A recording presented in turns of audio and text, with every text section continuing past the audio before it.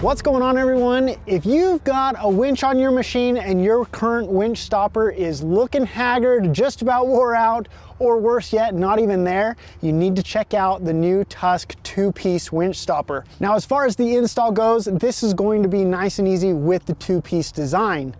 To put this on, you're gonna be removing the nuts and bolts to take this apart, and then this is just going to hug your winch rope nice and tight.